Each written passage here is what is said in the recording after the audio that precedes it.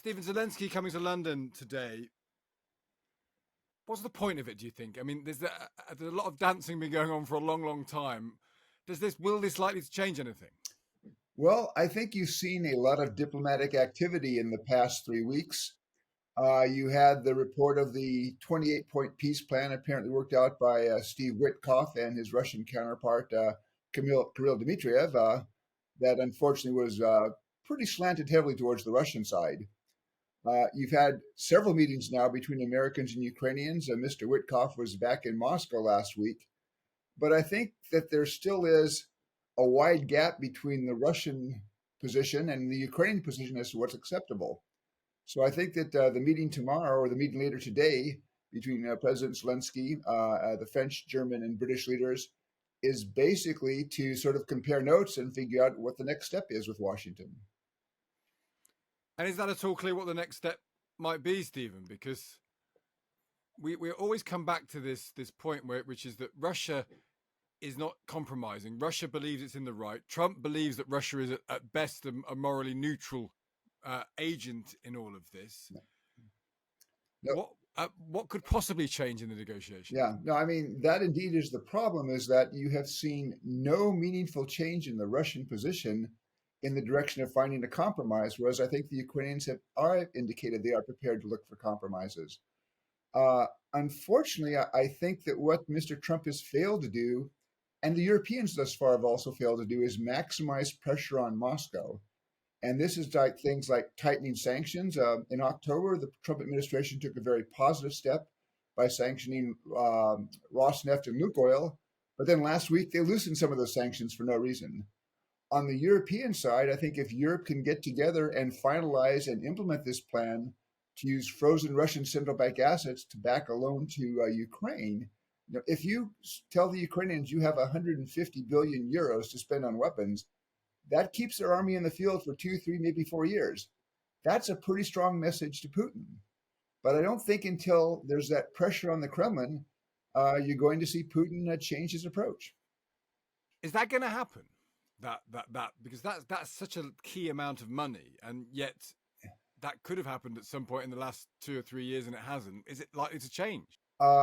This is a conversation that's been going on in European circles now for several months. I very much hope it does happen. And for Europe, which wants to be at the table, and I actually think Europe should be at the table. In fact, the American approach envisages a significant role for Europeans in implementing a settlement. So the Europeans need to be there. I think by taking that step, it's a good way for Europe to basically barge its way into that table.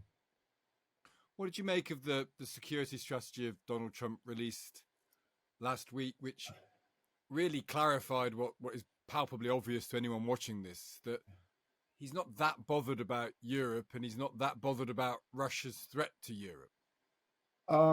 I think that the national security strategy that was released last Thursday was a huge repudiation of the national security strategy that Donald Trump put out 8 years ago, where he talked about Russia as a revisionist power, that basically Russia sought to undercut the American position.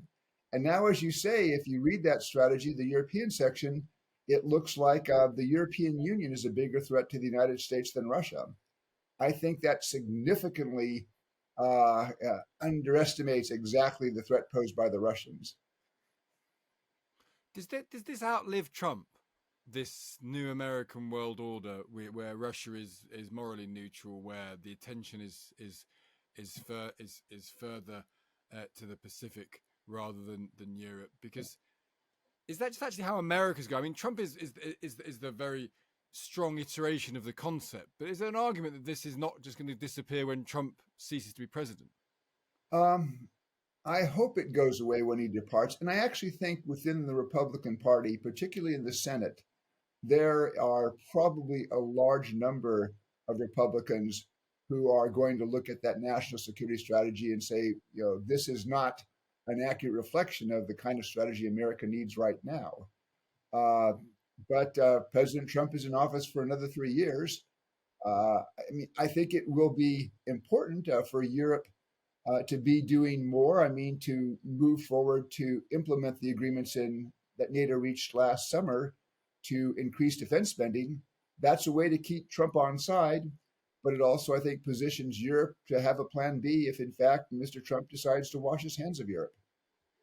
Just finally, Steve, at what point does this become ridiculous? Isn't quite the right word, but and nor's farcical. But the lack of meaning of all this stuff. You have Starmer and Macron and Merz, and they talk about the conflicts of the coalition of the willing, Yeah. and you've got Zelensky trudging around Europe, an increasingly forlorn figure, corruption scandals back home, listening to people, friendly people in Europe, sort of nodding along, but nothing ever happening. At what point does this become just not meaningful? Well, I guess I'd be a little bit more optimistic. I think there are 2 or 3 reasons for optimism this fall. One is I do think that the Europeans have stepped up in terms of providing Ukraine with assistance and backfilling some of the things that America is no longer providing. I think that's important. And again, if they could now take that big step of using Russian frozen synthetic assets, that would be massive. Second, the Ukrainians have developed greater capabilities on their own to strike targets deeper in Russia. Vladimir Putin, since 2022, has sought to portray this war as a special military operation that's not going to affect the lives of ordinary Russians. Well, increasingly, I think Russians are seeing that this war is coming to them. That could have some impact on the Russian public. And then the third reason I was optimistic a couple of weeks ago was that finally the Trump administration, after 10 months, had taken an important step in sanctioning Russia by hitting Rosneft and Lukoil, the 2 major Russian oil producing and exporting companies. But as I said last week, they apparently began to soften some of those sanctions for no good reason. So this is frustrating. I mean, again, I felt that Trump has an opportunity actually to broker a solution here, but he's got to match his diplomacy and the negotiations with a tough line that persuades the Kremlin that it cannot achieve its goals on the battlefield. Until Putin believes he cannot achieve his goals on the battlefield, I don't think he's going to negotiate in the kind of way that's going to be necessary to bring this war to a negotiated settlement. We almost had optimism there, Stephen, so we should leave it there. There's a hint, there's the merest hint of optimism there, so that's a good spot to leave it. We really appreciate your time today. Thanks for joining us. Thanks very much. Have a good morning.